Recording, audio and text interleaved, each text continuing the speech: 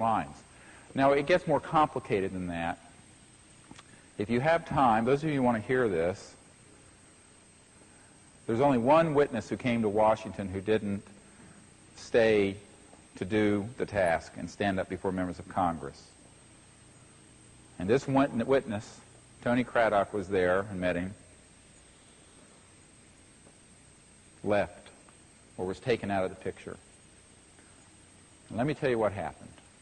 The morning of the briefings that we did that night for the congressmen and for the other people who were gathered, we did a sort of a round circle.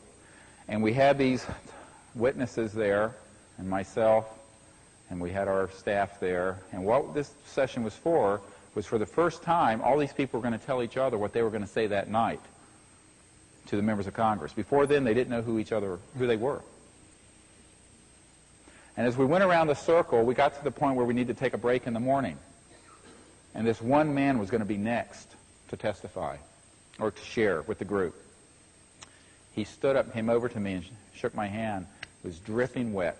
I mean, absolutely soaked with sweat. And he said, you know,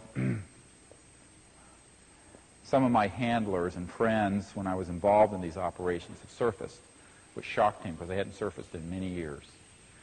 And we go back a long way, and they saved my life a few times, and I've saved theirs. And they're asking me to give them a call and talk to them before I do this tonight in front of these, Dan Burton, who's head of Government Oversight Committee. And I said, well, you do what you have to do. This is a voluntary effort. So he left the meeting and made a phone call, and we never saw him again. He came back to the hotel, was taken out to the Virginia countryside, to an undisclosed place, you can only imagine. And he was brought back after midnight, after all the congressmen had left. And he left a note under Sherry Adamack's door, which I now have, this note. And he said, these people have asked me, begged me, not to say what you know, Dr. Greer, I was going to say, until they have a chance to reorganize and get ready for this disclosure, because now they see it's inevitable. Now, this is the effect we've had behind the scenes. It's been huge, huge.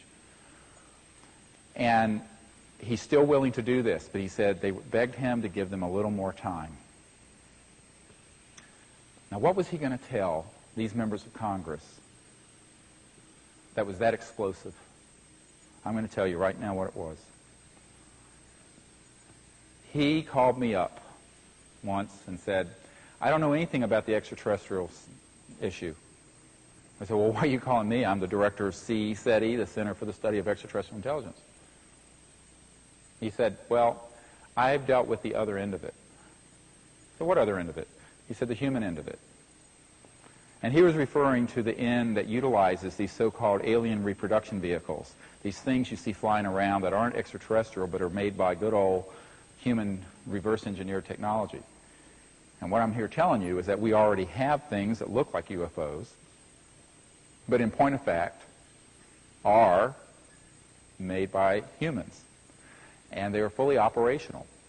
And he says, I dealt with the end of this where it was discussed how this could be used to stage a hoaxed extraterrestrial attack on human military assets so the world could be stampeded at the right time into making the choice to militarize space. Now we're talking naming names and kicking ass here, and this guy had the goods. And he says he's so appalled, and it has worried him until he heard me on a radio show or something talk about what we were trying to do. He didn't know what to do about this, but he had decided to come forward. But he was going to expose what I call a cosmic Gulf of Tonkin scenario, a sort of Independence Day scenario that for all the world, the UN Security Council, the President, the National Security Council, the public, the media, would think, my God, there's life out in outer space, and they're taking out our KH-11, KH-12 satellites. But you know what? It'd all be run out of an underground facility in Utah using alien reproduction vehicles that look like extraterrestrial assets and aren't. Now, is this something out of a conspiracy fantasy? I wish it were. When I learned of these things, and by the way, I've heard this from more than one of these guys, I went, my God, we are at tremendous jeopardy of being totally deceived by this kind of an operation, and we're defenseless against it. Until, and I say this, knowledge is a powerful thing. So what I've done is to put this information into an assessment. I'm doing a new one. I'm writing one right now. It's going to come out soon. And then I go to people at the Joint Chiefs of Staff, and I go to people who are at the CIA and at the National Security Council, and I share what I've just told you. And I say, do not be deceived. So I'm their early warning. And that's a lot of what CSETI is doing. To be honest with you, behind the scenes we're doing this. This is 90% of what we're doing is behind the scenes like this, because it is such a critical problem. It is a serious, serious problem. We've got to have our leadership and the public informed of the chances of this kind of insane misuse of these kind of technologies. But it could happen, and it would fool almost everyone. There are very few people who wouldn't be convinced that we had had an Independence Day type event take place. But it would all have been staged, all hoax.